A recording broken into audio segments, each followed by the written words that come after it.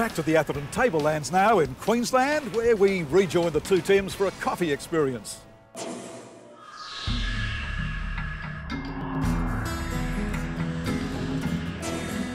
The Atherton Tablelands is without doubt a pretty magical place, from the abundant wildlife, the rolling hills to the characters that live and work here. However, what many people do not realise is that this region is also referred to as the coffee capital of Australia, having near perfect coffee growing conditions. So considering this, we had to give the good old Aussie brew a go. Since coffee has become such an integral part of many of our hectic daily lives, it's important to take a step back and discover where this delicious caffeinated beverage actually comes from. Let's just say we're going to get to the bottom of this. High up in the hills behind Cairns at around 527 metres above sea level is the Australian Coffee Centre. Now this lies at the edge of the Skyberry coffee plantation, which was home to the very first commercial crop of coffee in Australia and is still regarded as some of the best coffee around.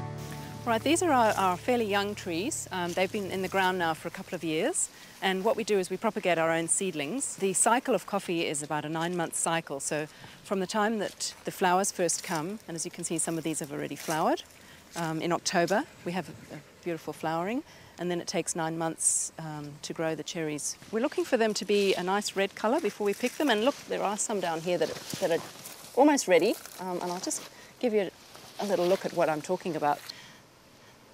Pulping is to get rid of this red skin, and when you squeeze that out, you can see how much juice and sugary substance there is around that. And then the two little coffee beans in there. So each cherry should have 2 beans. The coffee itself is inside. And with that introduction to the world of coffee out in the fields, that smell of roasting coffee was just too much to handle.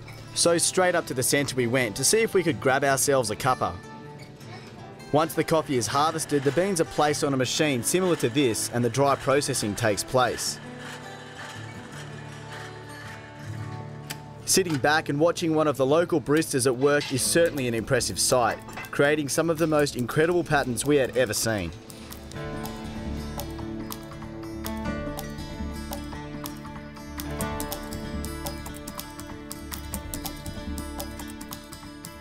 Keeping the spirit of coffee alive, and just down the road from the Skyberry coffee plantation is the Coffee Works at Mareeba, the largest and most significant coffee museum in the world, with over 2,000 coffee pieces from all over the planet. This is like a library, if you like, of everything that was ever created anywhere in the world of coffee. But it's so fitting because this is where we grow the coffee in Australia. And an Australian collected all of this. His name is Ian Burston. He's a worldwide renowned guru of coffee, and this is basically his life's work that he put this together. He had not seen it himself, no one had seen it, and now it's all physically here in Australia. So it's actually a documentation of how it was created, and then it's the physical evidence, it's the hardware here in Australia. We've actually got the very, very, very first espresso pot ever created in the whole world, and it's that number that says 706 on it, and it looks almost insignificant, but that is the very first ever espresso pot. It's just it's such a wonderful thing for the industry, for the coffee growing industry of Australia, and also for the historical importance of it worldwide. After a little exploration through the retro room of the 1960s and 70s, we figured out that it was time for our second round of coffee. Wow. And lucky for us, Marion had sorted us out with, well, enough to last a lifetime.